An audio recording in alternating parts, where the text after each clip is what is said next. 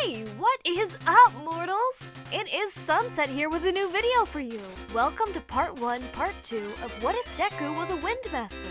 I just wanted to greet you guys by just saying, sit back and relax. You're in for a treat. So we begin. Izuku spent the 10-month training period hard at work. His areas of focus were improving the Tornado Fist, his mid-air maneuvering, and developing new attacks. When he wasn't training, he was studying. The green teen knew that there was going to be a written test. The hard-working boy did miss training beside Master. He was very good at encouraging him to do his best, even though his training methods involved a lot of brute force. But he knew he had not seen the last of his wild instructor. He was not the kind to leave someone in the wind. On the day of the exam, the determined youth stood outside the UA gates.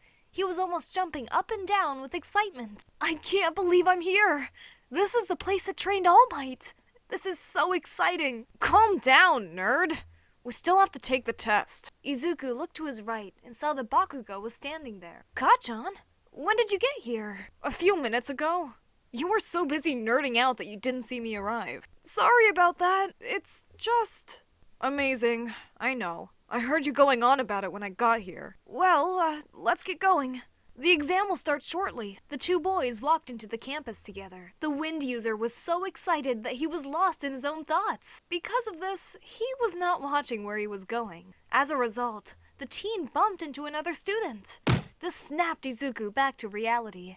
He turned to see that he had bumped into a girl. Izuku freaked out at this realization. Ah! I am so sorry! Please forgive me for my thoughtlessness. It's okay. I wasn't watching where I was going either. The freaked out teen stood up from his deep bowing and got a good look at the girl. She was tall with green eyes and long orange hair tied up in a ponytail on the left side of her head. Izuku was awestruck by this girl for a minute. He thought to himself, she is really pretty. He then realized he was staring and stopped. Bakugo saw how flustered his friend was getting. The green teen was a powerful fighter, but had no ability to talk to girls. The least you can do is introduce yourself, Kaze. Right. My name is Izuku Midoriya. Sorry again for bumping into you. Oh, stop apologizing. I said it was fine. Everyone's a little on edge today. Yeah, just a little. I thought so. My name is Itsuka Kendo, by the way. Kendo? That is a very nice name.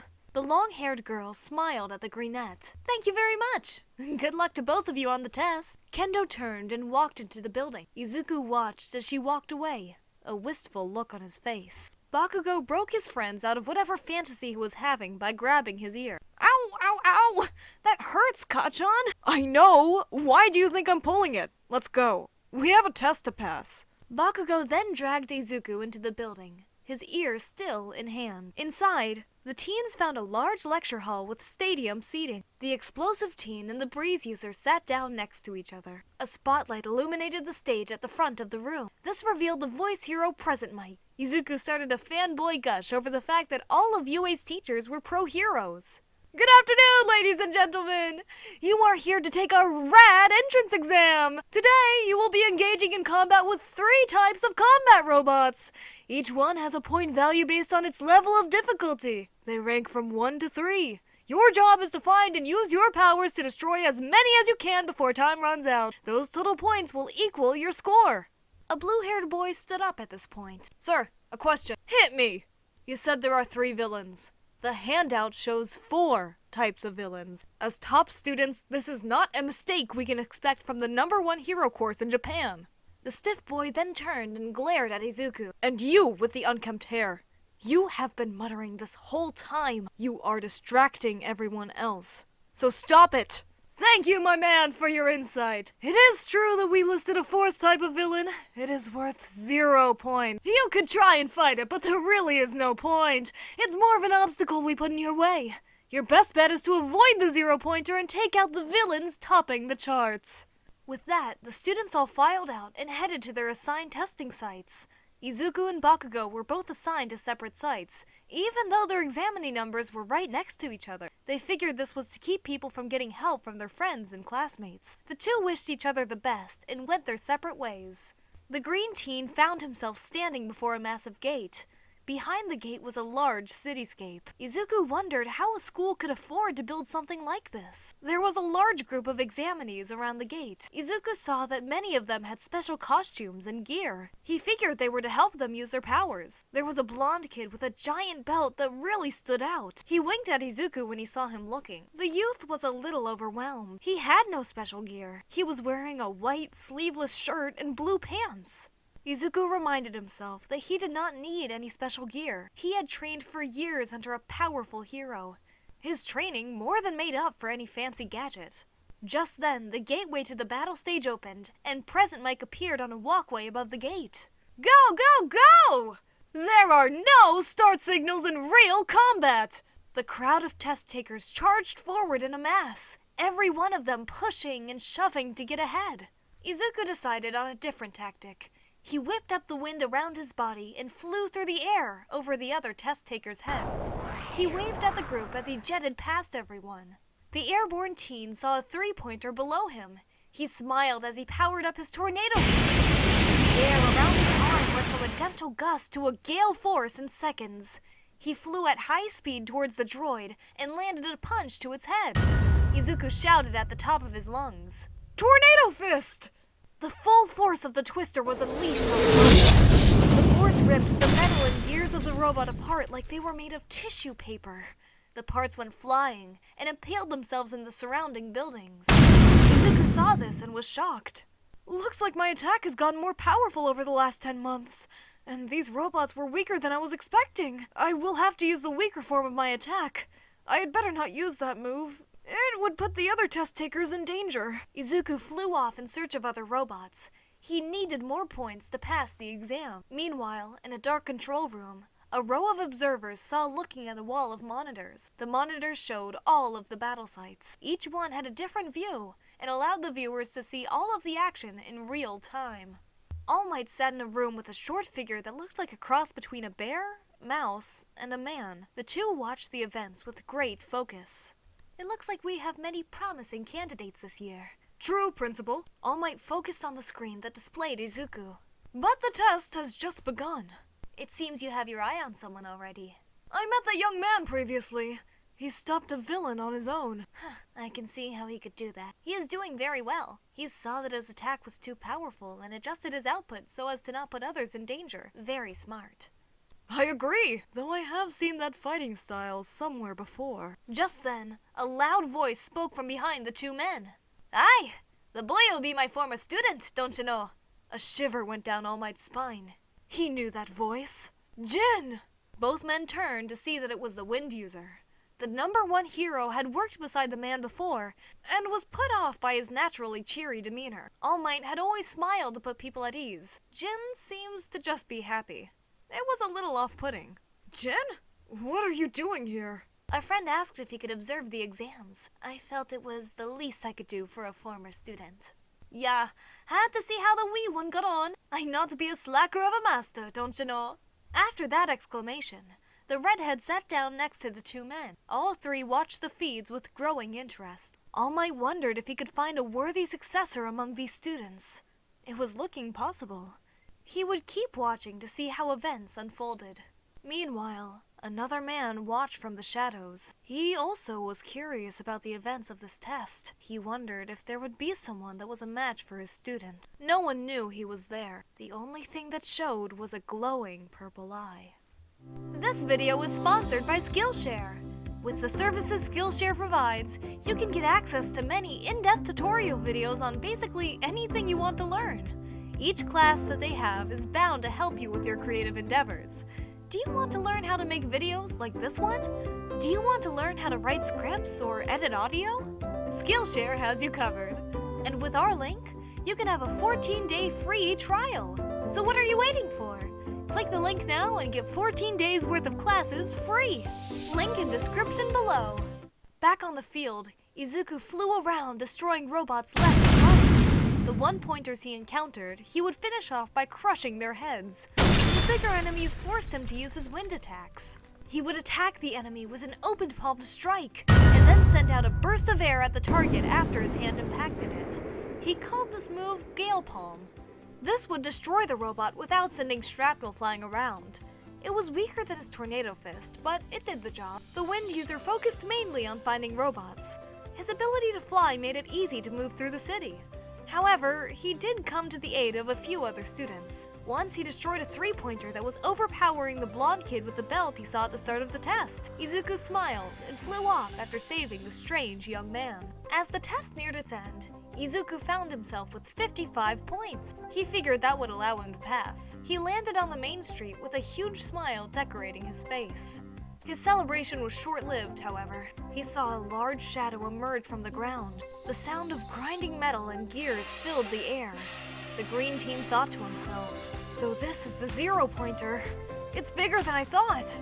Looking at this behemoth of a robot, Izuku knew that President Mike was right. Fighting this beast was a bad idea. Izuku turned to fly away when he heard a voice. "Help me! I'm trapped!" Izuku looked back toward the voice and saw a pink girl with horns trapped under a pile of debris. Fear filled her dark eyes as she stared at the giant robot. Izuku stared at her for a long minute, not sure what to do. "Midoriya!" The voice brought the breeze teen out of his thoughts. He looked over and saw it was Kendo, the girl from before. "Kendo, we need to save her!" The girl with the ponytail seemed unsure, but she could tell by the look in the boy's eyes that he was going with or without her. She nodded in agreement. "I can get the girl free, but what about the robot?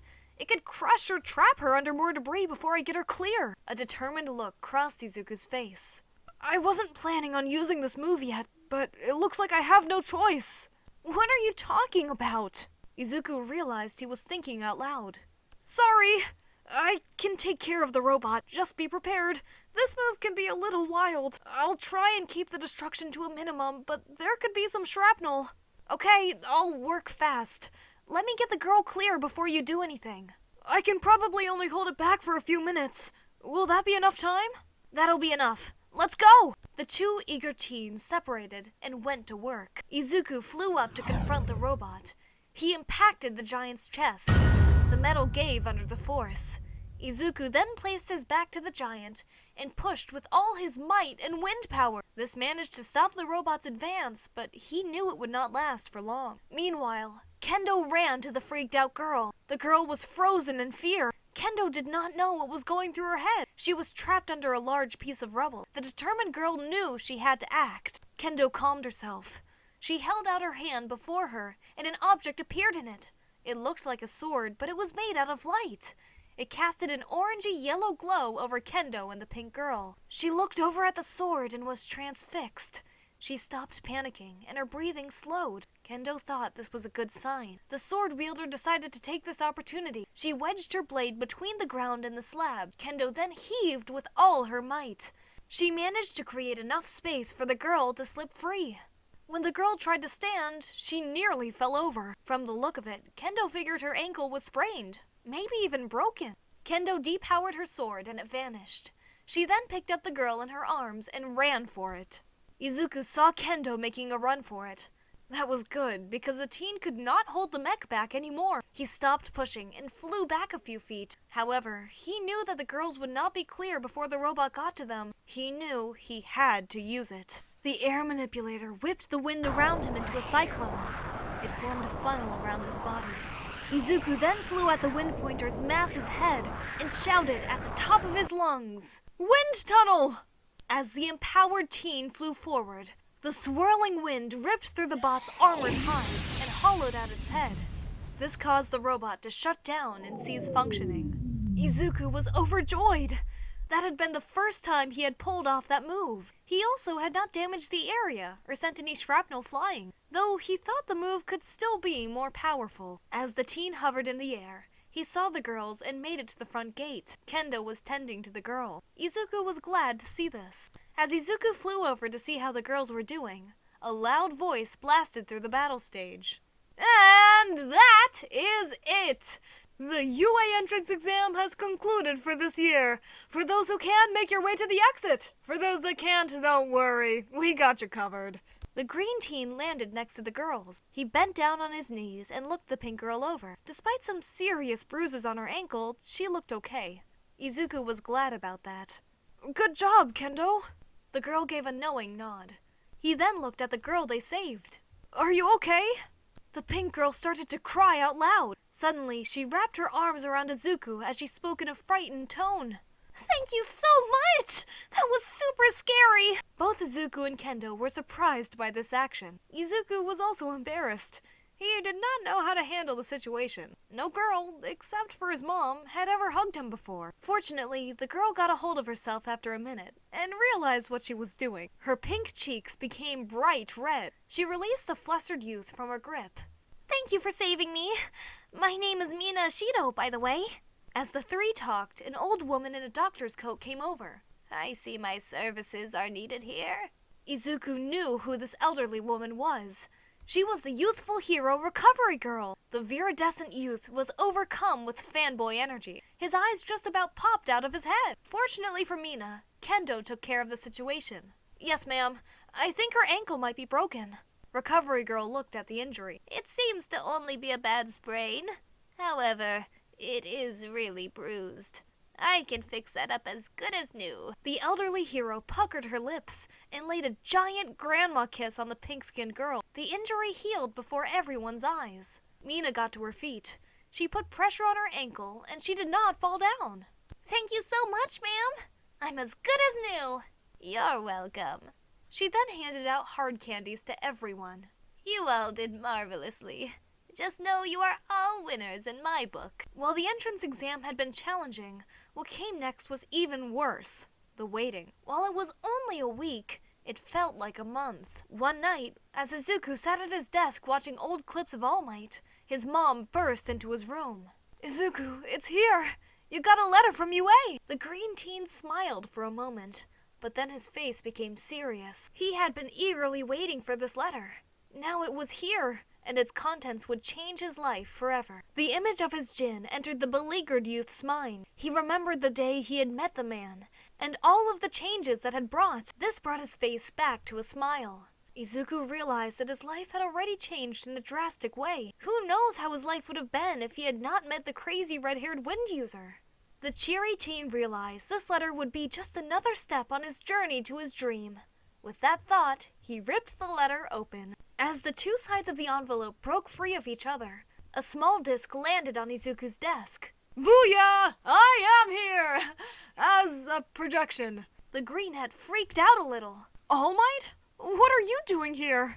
You are probably wondering what the #1 hero was doing giving you your exam results. The reason is, I am going to be UA's newest teacher. The teen's green eyes shone with excitement. All Might is teaching at UA? This is so amazing! I know you are excited, but let's not forget why we are here. I am pleased to say that you passed the written part of the entrance exam. But you are probably more concerned with how you did on the practical. Well, good news there too! You received a total of 55 villain points. That places you in 11th place!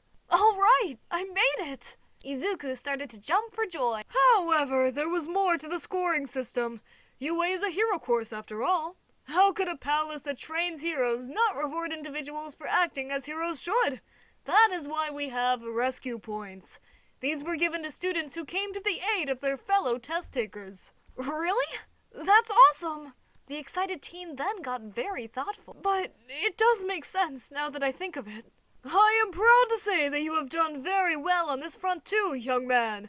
During the test, you received 15 rescue points.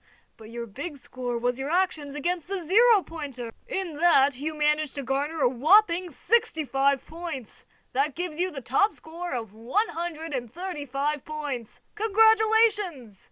Izuku heard this and fell backward in his chair in surprise. The green teen got back on his feet and saw that the scores displayed on the hologram. It was true. His name, Izuku Midoriya, was at the top of the rankings. In second place was his friend Katsuki Bakugo. He would not be happy about that. The curious teen looked further and saw that Kendo came in 4th and Mina got 12th. He was glad to see that the girls had passed. Welcome, Izuku Midoriya. You are now part of the Hero Academia. Izuku took a few minutes to let this news sink in. He then opened his door and found his mother passing in the hallway. He smiled at the woman and she broke into tears. She wrapped her son in a huge hug and told him she was so proud of him. The mother and son stood in the hallway, embracing each other. Izuku had never been happier in his life. He had worked so long for this. However, the determined teen knew that this was only the beginning. There was much hard work ahead of him if he was to become the hero he wanted to be. Thank you all for indulging yourselves in all this information thus far. I hope you enjoyed it. Now, there are a few more things that I'd like to go over before the video ends.